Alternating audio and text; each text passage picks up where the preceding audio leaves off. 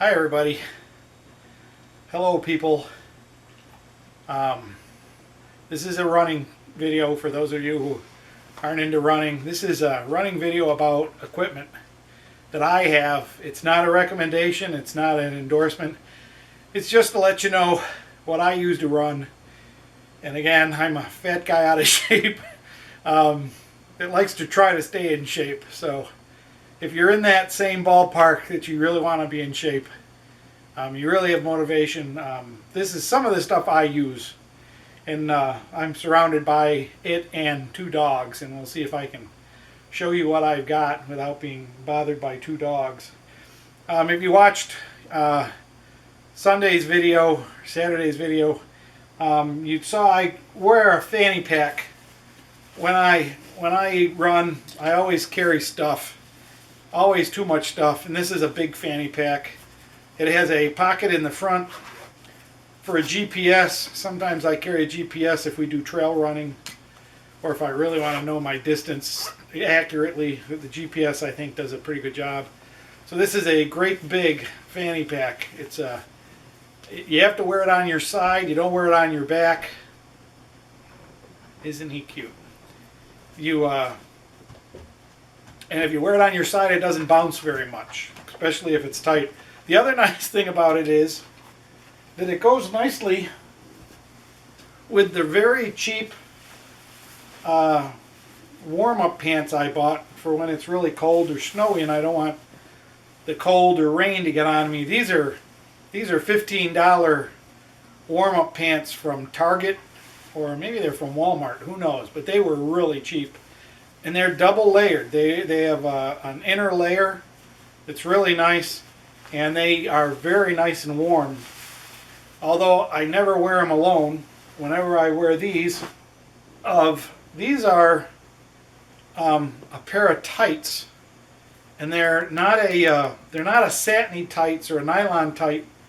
They're polypro, and they're very thick, almost like a fleece, but not a thick fleece, more like a flannel. But they're all polyester, so they don't hold moisture. They're really warm when they're wet. And these are usually, if I'm going to be cold, these are my base layer. A tight fitting pair of tights, and they're not easy to get on, but they're very snug to the skin. So that's some of that stuff. I also have one of these things that it's a neck thing. You can wear it as a hat, or you can pull it down over your neck, and it works real good. You can pull it up over your nose and over your ears, and you can run like a bandit. And it doesn't take up as much room as a scarf. And if I want to just fold it up real small and put it in the fanny pack, it's out of the way. So I don't have to wear it, because once you get warmed up, you'll start taking stuff off, which is another reason for a good-sized fanny pack. I used to carry a really small fanny pack. This is a little tiny thing.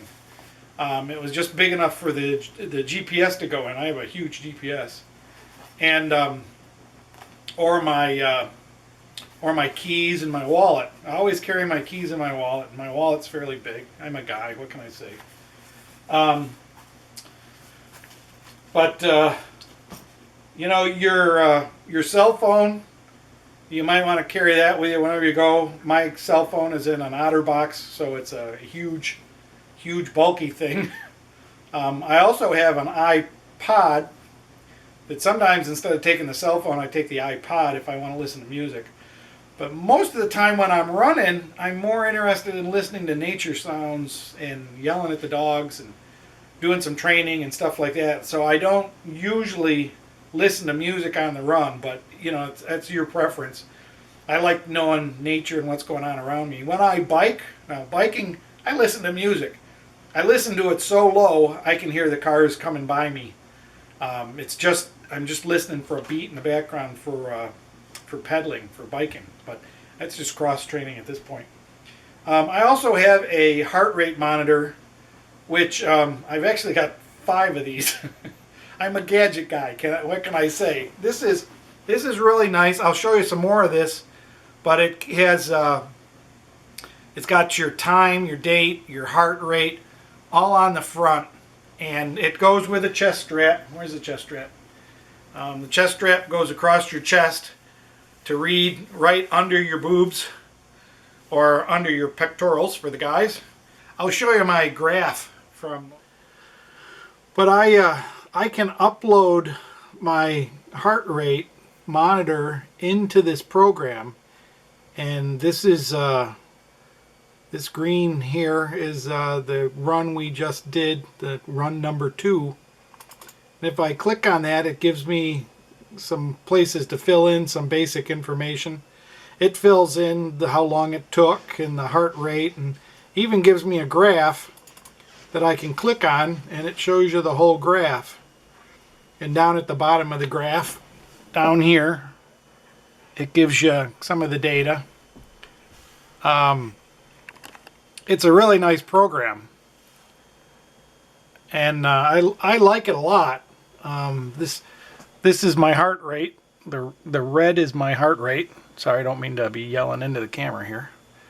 And the dark red line that just kind of goes down here is supposedly the elevation. Unfortunately, I know as a fact I'm on a canal and it's absolutely flat. That's a really nice way to log. If you don't log on a program like this, I also have just a stock Excel spreadsheet that I log all my exercises in. And let's see, I'll zoom in a little bit here. Put the date and the time, and you know, the duration. I put it in hours, minutes, and seconds, so I can do calculations on it. And then the route, I have various routes that I go regularly, or sometimes it's just a totally different route.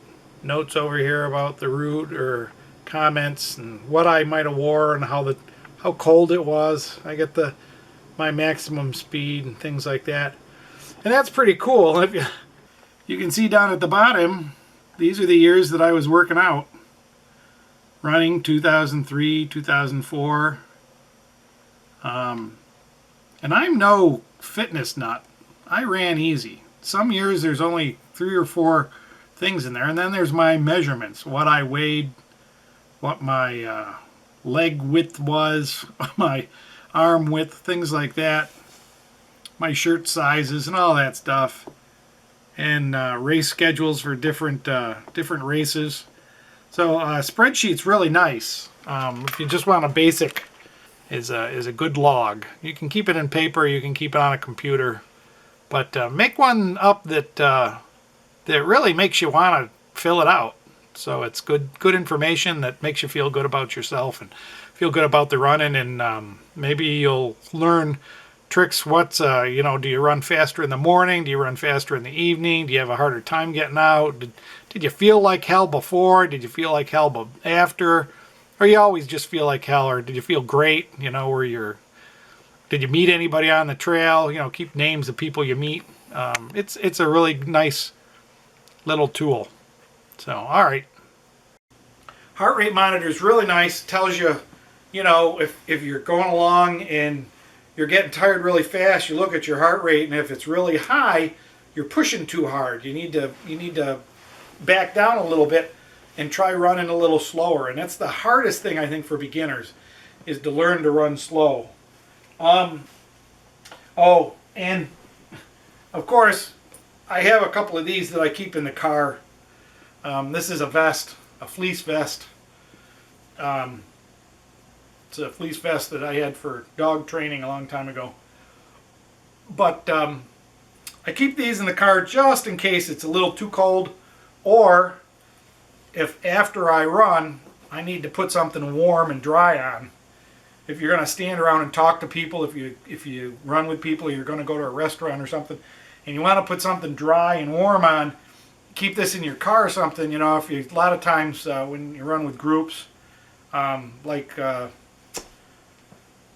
this weekend, Friday is the resolution run, January 1st, for all those people who are crazy enough to make the New Year's resolution that they're going to start running. It's at the Spaghetti Warehouse, and they do a 5-mile run, and then everybody goes into the spaghetti warehouse to eat. And of course, it's January 1st, and we're in the north, and you're going to get sweaty and cold, and so that's really nice to have something to change into. A lot of people just change into clean clothes at their car, but I can usually get away with just throwing this on. I also have thin gloves, lightweight gloves. I have a hat. I have several hats depending on what the temperature is. I have a scarf if I really want to be toasty up, but I don't use a scarf much. Anyways, I think I've talked you to death. The next program should be a run, and then I want to talk to you about running with dogs. A lot of people want to run with their dogs, and I want to tell you, that can work a lot, but it can't work always. There are conditions you have to realize about your dog, and your dog needs probably the same stuff you do. So, but he's not smart enough. So, let's talk about dogs next time. And if you're getting anything out of this, please subscribe. These are all in. They're all in a playlist. If you want to just do the running, or you don't want to do the running, I'll have it in playlists for running, and I'll also have these little brackets that say running life number 1, 2, 3, 4, 5. I'll be counting them up. So subscribe, give me comments, give me your thoughts, give me your ideas. If you're not watching this, or if you're not watching this, you're probably not getting this, but give me a comment anyways, and hopefully we'll have fun. Thanks, folks. Have a good day, and Happy New Year.